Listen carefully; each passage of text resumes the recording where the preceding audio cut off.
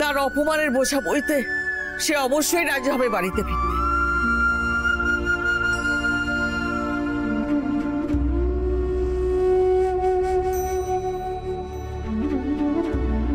মা মা আপনারা যা করেছেন খুব ভালো করেছেন মা। এই রুক্মিণী আর কৃষের বিয়েটা না আমিও কিছুতেই মেনে নিতে পারছিলাম না। বিনু, বিনু তুমি একদম চিন্তা করো না, ওই কাগজে সই দিয়ে না কিচ্ছু হবে না। আমরা তোমার আর কৃষের বিয়ে কিছুতেই ভেঙে যেতে দেব না। বিনু, কেন তোমরা এরকম চিন্তা করছো? মানে যে মানুষটার সঙ্গে বিয়েটা রাখতে তোমরা এত দূর অবধি যাচ্ছ, তাকে কখনো জিজ্ঞেস করেছো সে আমার সঙ্গে বিয়েটা রাখতে চায় কিনা, তার জীবনে আমার কোনো প্রয়োজনটা আছে কিনা?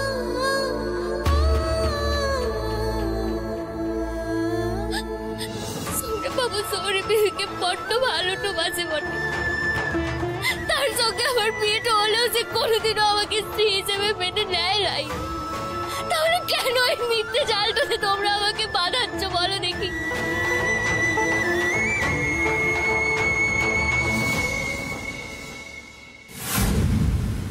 কেন এটা রাখো। আমি এখানে আসার আগে মাই আমাকে বলেছিল এই টাকাটা দিতে। জানি না এটা নাকি কোনো একটা নিয়ম। জামাইয়ের থেকে কোনো টাকা তো নেবে ভাই। আচ্ছা কি হলো, আপনি তো রিয়াক্ট করছেন কেন? আমাকে ভুল বুঝো না বাবা, আমরা গরিব হতে পারি কিন্তু মেয়ের শ্বশুর বাড়ির থেকে আমি টাকা নিতে পারবো না। মেয়ে শ্বশুর বাড়ি থেকে টাকা নিতে যার আপত্তি, সে মেয়ে শ্বশুর বাড়ি থেকেই গয়না চুরি করবে? না না, এটা এটা হতে পারে না। Something is fishy. কিছু একটা আছে যেটা যেটা আমার চোখে পড়ছে না। আর সব থেকে বড় কথা হলো যে বিনুই এই বাড়িতে আবার ফিরে আসতে রাজি হলো কেন?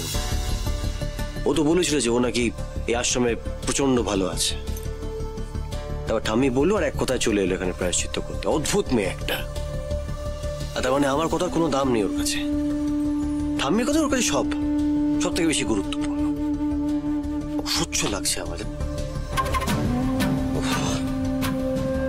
এই শিলুদি, শিলুদি। হ্যাঁ দাদা বাবু। আমার জন্য একটা কফি নিয়ে আসো তো।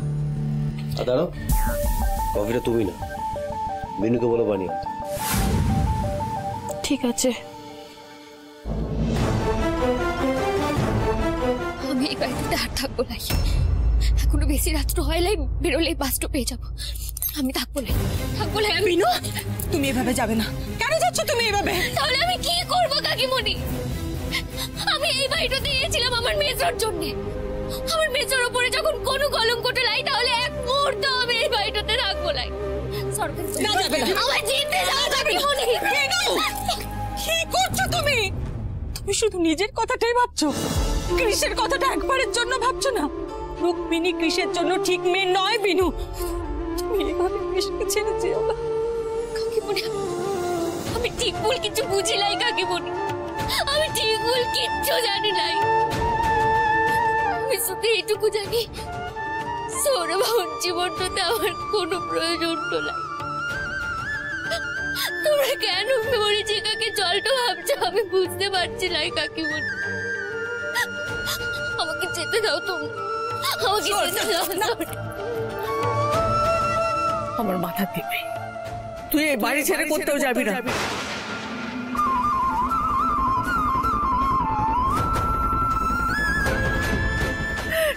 তুই আমার অন্ধের জোষ্ঠী, তুই ছাড়া আমার দাদু ভাইকে কেউ বাঁচাতে পারবে না। আমি এত বছর চুপ করেছিলাম, কোনো কথা বলিনি, কিন্তু আর না। দাদু ভাই জীবনের সাথে এত বড় অন্যায় আমি হতে দেবো না। তুই কোথাও যাবি না দিদি, আর যদি যাস তুই আমার মন। তুমি আর কিচ্ছু বলো না। তুমি কি করলে বল? তুমি আমার দিব্যিটা দিয়ে দিলে। এবার আমি কি করবো ঠাম্মি? আমার তো কিচ্ছু করার আর বাকি রইল নাই। আচ্ছা বেশ বেশ, আমি এই বাড়িটাতে থাকবো, কিন্তু একটা কথা, আমারও আত্মসম্মান বোধ